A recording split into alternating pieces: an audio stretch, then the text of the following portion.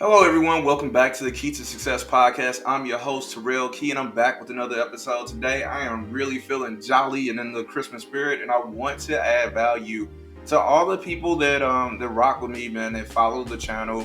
I want to add something to what you guys have going on. I want to just give you guys a little bit of perspective. So consider this one. It's Christmas Eve tonight, and I want to make sure that I give you guys something for Christmas. I know it's interview season coming up. And I know all of you guys are going to go in there and kill it and get your dream jobs, especially the new counselors or prospective school counselors and stuff like that. You guys are going to go out and do it. So I wanted to kind of add a little bit to you guys. And if you're not a subscriber, go ahead and hit that subscribe button.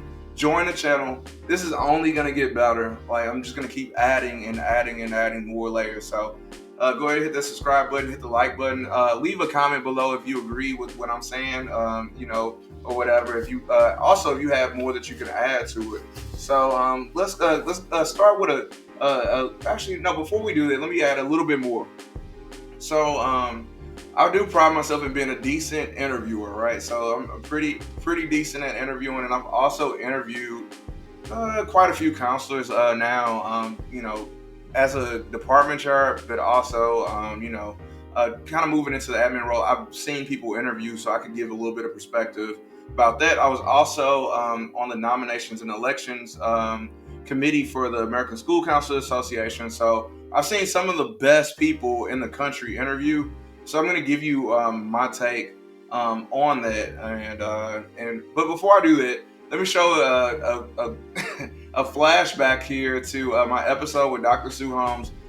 She saw a young taraelkee, 20-something-year-old taraelkee, fresh out of grad school, and she kind of gives her perspective. I'm gonna give you my perspective of like what the interview was like, and then I'm gonna let her talk about what she saw. Dr. Sue Holmes. I remember interviewing with her like in the same office that I'm in right now.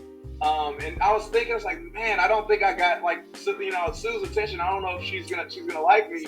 And then when we went to the district office, she said that I had a great interview and I had no idea. So everybody, I want to welcome you guys to get to know Dr. Sue Holmes. She is amazing. So how are you doing, Dr. Holmes? Oh my gosh, I'm doing great. And I just have to say, your interview is one that will always go down in the books for me. So after probably over my career interviewing well over 1,000, maybe 2,000 people in education, your interview stands out as one of the top interviews of all time. And here's why. Because you showed up, you were prepared, you were positive. I can remember you coming in with your data. You had done the data analysis before you arrived. And I'm like, this young man has it together. Someone has really coached him up on the proper way to interview. And you know what? I followed your career and I'm so proud of you because I could see that spark in you from that very minute. So I'm so grateful to be part of your podcast. So You're part of my... So, all right. So honestly, I went through zero coaching. This is the deal. So I'm going to open myself up here. I'm going to be vulnerable.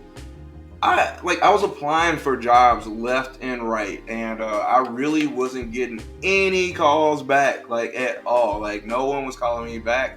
I'm not sure why, but I just really didn't get any calls back. So the one job interview that I had was with Collinsville. I remember thinking, if this is my only job interview, if this is my only job interview, then it's going to be the best interview that I ever gave. So let me tell you what I did. So I'm going to give you guys three tips for Christmas for what you could do to put yourself in the best position, in a job interview situation. So number one, like Sue Holmes said, do your research. But a lot of people, when they do research for school interviews, all they really look at is test scores and stuff like that. And nobody wants to hear about their test scores. They know what their test scores are. It's easy information. What I would suggest doing is maybe looking at growth trends.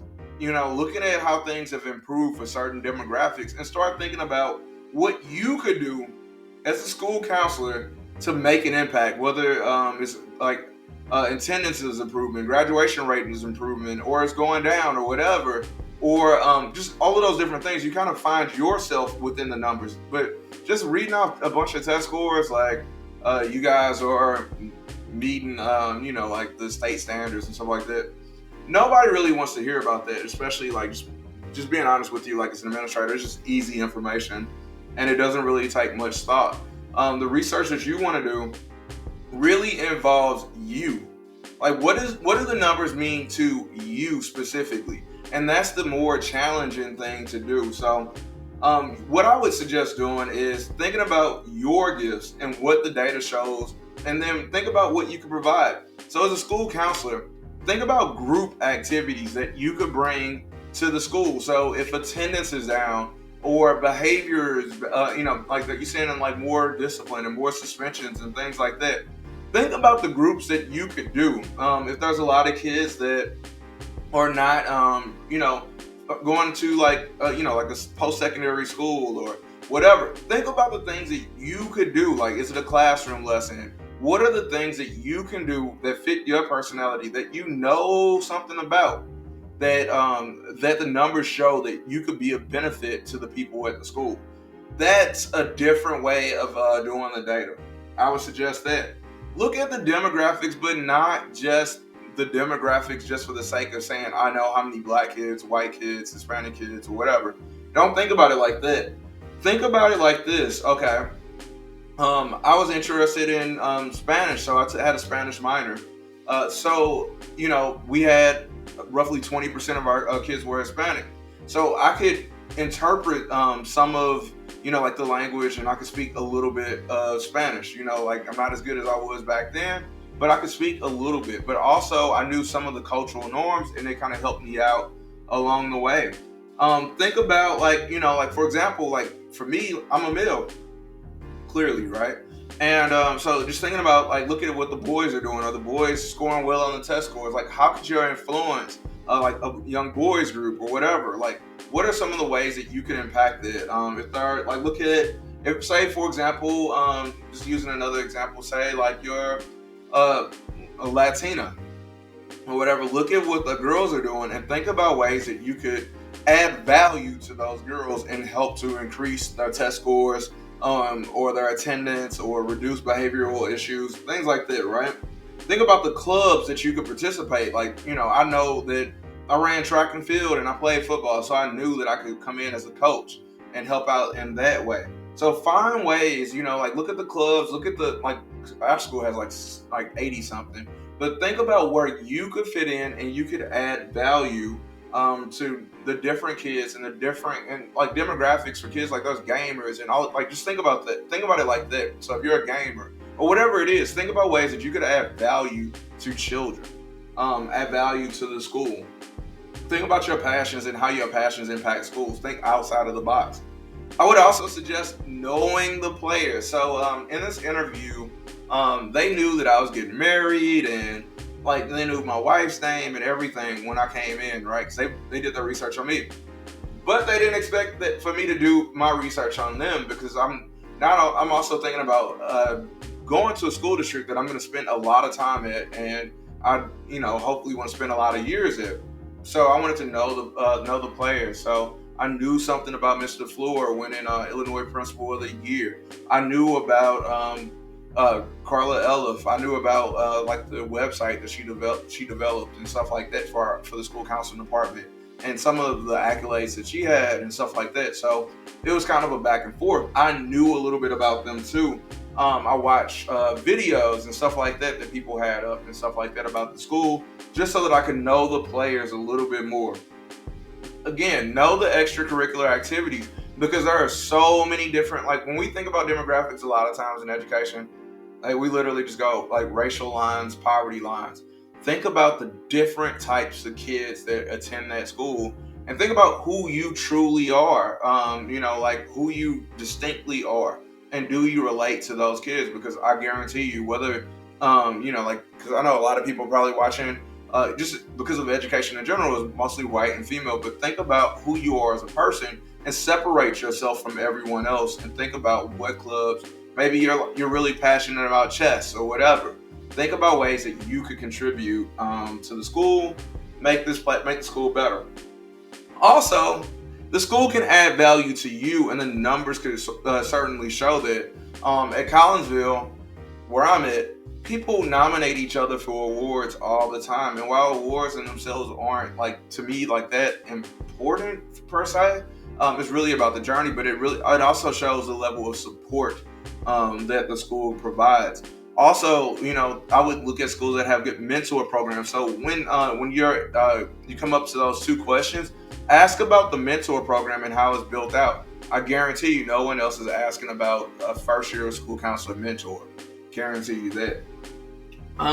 Think about just think about as a whole, like ways to add value. So the first thing that I would suggest is do your research. The second thing I would say is bring your personality. I know everybody's not outgoing, and everybody's there's a need for introverts in certain aspects, but bring the best version of your personality. But don't be fake. Be open. Open your hands up. Show who you are. Use those school counselor skills to demonstrate your openness and to be vulnerable, like, and just show them like just inside like of who you are. Because like one of the things that we look at in interviews is your problem solving ability. Like, can you solve a problem? So in the questions, looking at how you solve those problems, right? Another underrated thing, and this might sound silly, but I guarantee you, most people that I've interviewed don't do it. Smile, smile, smile. Be happy. Be positive. Make the interview not uncomfortable. This is your interview. They're interviewing multiple people, but this particular interview is your interview. Own it. Smile. Make it a great moment. Think about the day that you had your best day personality wise and put that person out there. And then in order to not be fake, I mean, like, I know we all can't have our best personality every day, but try to work to be that person every day. But on that day, show who that person is. Show the potential, especially for my younger school counselors, show the potential and the promise in who you are. Don't be afraid. I mean, the worst that they could do is tell you no. And then you have to try again, just like everybody else.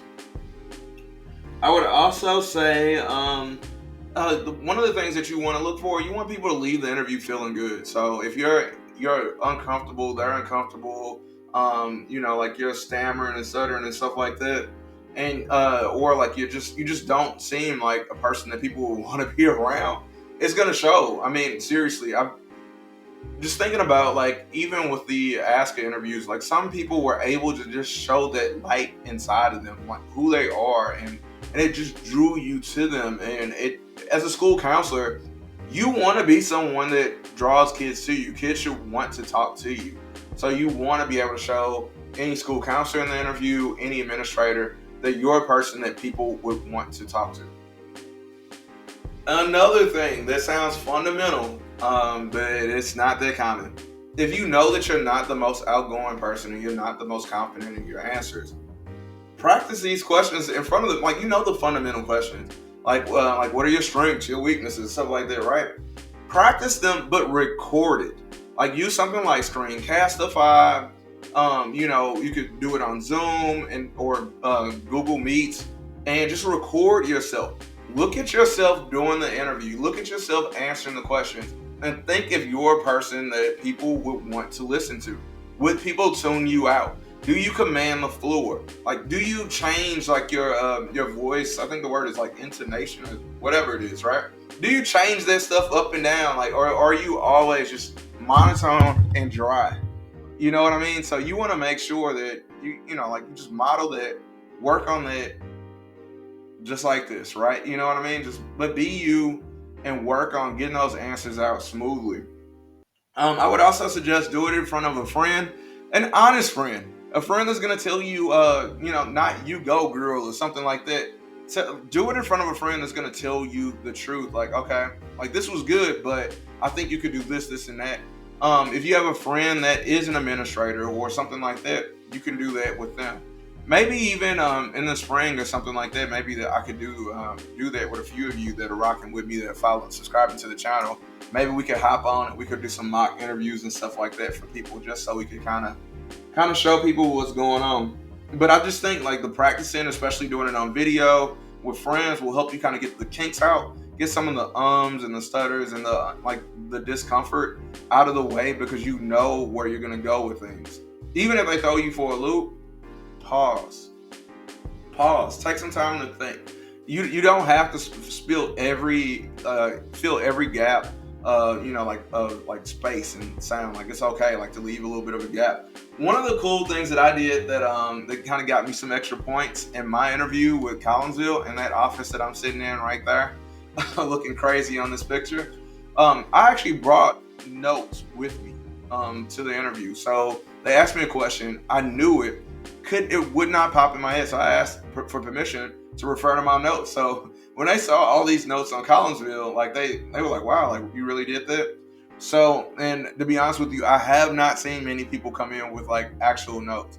And then eventually they asked me what those notes were, and they were all about ways that the numbers showed that I was the best pick for the job. Like, wow, I would be better than most people for the job. So I think that was really cool. But yeah, so if you guys have anything else you want to add for everybody else that's about to interview, please leave it below. Also, good luck. I mean, all of these jobs are about to start coming open. There's a lot of people leaving the profession. So for the younger people, get those resumes ready and just be prepared. Like, look at districts that fit you. Don't just shoot your shot everywhere. I understand, like, when it's later in the cycle, you might be forced to. But early on, like, try to interview with intention. Try to apply with intention. If you cannot see yourself in a place, then it's no sense of doing it. Now, later on, you might have to get a little desperate. I'm not lying, but but at the same time, initially, move with intention. So once again, good luck to everyone. Please like, comment, and subscribe to the channel. I'm going to continue to add value to everybody that rocks with me. And until next time, I'll talk to you guys later. Peace.